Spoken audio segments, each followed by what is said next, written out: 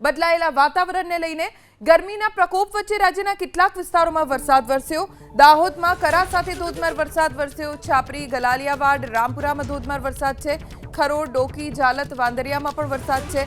લીંબડી તાલુકાના મીરાખેડી, વરોડ, ડુંગરી સહિતના ગામોમાં વરસાદ, પવન અને ગાજવીજ સાથે વરસાદ પડ્યો। કમોસમી વરસાદ છે, જેના કારણે ખેડૂતોની ચિંતા વધી ગઈ છે। દાહોદ જિલ્લાના વાતાવરણમાં પલટો જોવા મળી રહ્યો છે। આપણે પાસે દ્રશ્યો જોઈ શકો છો વહેલી સવારથી જ કે જ્યાં વાતાવરણમાં પલટો જોવા મળ્યો હતો। કાળા ડિબાંગ વાદળો સવારથી જ દાહોદના વાતાવરણમાં જોવા મળ્યા હતા। દાહોદ સહિત લીંબડી, ઝાલોદ, મીરાખેડી સહિત તમામ જે વિસ્તારોમાં છે કે જ્યાં વરસાદી માહોલ થયો હતો, ત્યારબાદ ધીમી ધારે વાવાઝોડું સર્જાયું હતું। વાવાઝોડું બાદ હાલ તો આપ જોઈ શકો છો ધોધમાર વરસાદ પડી રહ્યો છે।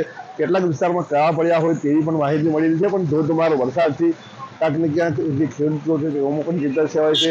વેપારી છે, એપીએમસીના વેપારી છે, તેમાં પણ ચિંતા સેવાય છે। આપ જોઈ શકો છો ધોધમાર વરસાદ હાલ દાહોદમાં પડી રહ્યો છે। ધોધમાર વરસાદને કારણે ક્યાંક ને ક્યાંક જે ગરમી અને ઉકળાટમાં લોકો પરેશાન હતા તેઓને રાહત મળી છે, પણ કમોસમી વરસાદને લઈને ક્યાંક ને ક્યાંક ચિંતા પણ સેવાઈ રહી છે। વહેલી સવારે જે લોકો પોતાના કામ નથી જતા હોય છે તેઓને હાલ તો મુશ્કેલી સર્જાઈ રહી છે। ધોધમાર વરસાદને લઈને હાલ ઠંડક પણ પ્રસરી છે। વીજળીના કડાકા સાથે આવેલા વરસાદને લઈને હાલ તો દાહોદના અનેક વિસ્તારોમાં વરસાદ વરસી રહ્યો છે। મનીષ જૈન, એબીપી અસ્મિતા, દાહોદ। દાહોદના ફતેપુરા, સિંગવડ તાલુકામાં ધોધમાર વરસાદ, ફતેપુરા, સલરા, વડવાસમાં ભારે પવન સાથે વરસાદ, કરોડિયા, વલોંડી, પાટવેલમમાં પણ પવન સાથે વરસાદ પડ્યો। નવાગામ, ઝાલોર સહિતના વિસ્તારોમાં ધોધમાર વરસાદ વરસ્યો। રાજ્યના કેટલાક વિસ્તારોમાં કમોસમી વરસાદ પડી રહ્યો છે। હવામાન વિભાગની પણ આગાહી હતી કે વરસાદ વરસશે। દાહોદના ફતેપુરા, સિંગવડ તાલુકામાં ધોધમાર વરસાદ છે। દાહોદ પંથકમાં કમોસમી વરસાદ વરસી રહ્યો છે, જેમાં ફતેપુરા, સલરા, વડવાસ, કરોડિયા, વલોંડી, પાટવેલ સહિતના ગ્રામ્ય વિસ્તારો, નવાગામ, ઝાલોર આ તમામ વિસ્તારોમાં ધોધમાર વરસાદ વરસ્યો। આ તરફ ભર ઉનાળે રાજ્યના કેટલાક વિસ્તારોમાં વરસાદ વરસ્યો, જેમાં મહીસાગર જિલ્લાના કેટલાક વિસ્તારોનો પણ સમાવેશ થાય છે। વહેલી સવારથી અહીંયા વાતાવરણમાં પલટો આવ્યો। કડાણા અને સંતરામપુર શહેર અને ગ્રામ્ય વિસ્તારોમાં વરસાદ વરસ્યો અને પવન સાથે ધોધમાર વરસાદ પડ્યો। કડાણા તાલુકાના રાજસ્થાનને અડીને આવેલા ગોધર, જોગણ, રાકાકોટ સહિતના ગામોમાં ગાજવીજ સાથે વરસાદ પડ્યો, તો સંતરામપુરના કેટલાક વિસ્તારોમાં પણ વરસાદી ઝાપટા પડ્યા। વરસાદના કારણે લોકોને ગરમીથી રાહત મળી છે, પણ ખેડૂતોની ચિંતા વધી ગઈ છે। હવામાન નિષ્ણાત અંબાલાલ પટેલે પણ 5 થી 8 મે દરમિયાન રાજ્યના કેટલાક વિસ્તારોમાં વરસાદની આગાહી કરી હતી। પ્રી મોન્સૂન એક્ટિવિટીના ભાગરૂપે પંચમહાલ, પૂર્વ ગુજરાત અને પશ્ચિમ સૌરાષ્ટ્ર અને દક્ષિણ ગુજરાતમાં પણ હળવા વરસાદની આગાહી છે। ન માત્ર મહીસાગર, અરવલ્લી જિલ્લામાં પણ વહેલી સવારથી જ વાતાવરણમાં પલટો જોવા મળ્યો। મોડાસા, શામળાજી, મેઘરજ, માલપુર તાલુકાના કેટલાક વિસ્તારમાં સવારથી વરસાદી માહોલ છવાયો।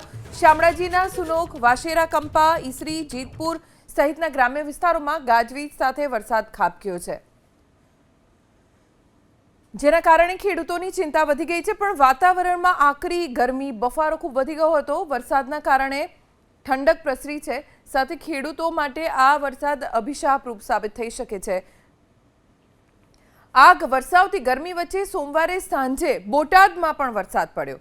સાંજ પડતા જ બોટાદના રાણપુર શહેરના પવનના સુસવાટા સાથે કમોસમી વરસાદ પડ્યો। ધોધમાર વરસાદના કારણે રસ્તા ઉપર વરસાદી પાણી ફરી વળ્યા, તો કેટલાક વિસ્તારમાં કરા પડ્યા હોવાના પણ સમાચાર છે। રાણપુરના માલણપુર, ખોખનિયા, રાજપરા, નાગનેશ, બોડિયા સહિત ગ્રામ્ય વિસ્તારો, જ્યાં પવન અને ગાજવીજ સાથે વરસાદ વરસ્યો। અચાનક જ વરસાદ પડ્યો, જેના કારણે જગતનો તાત ફરીથી મુશ્કેલીમાં મુકાઈ ગયો છે।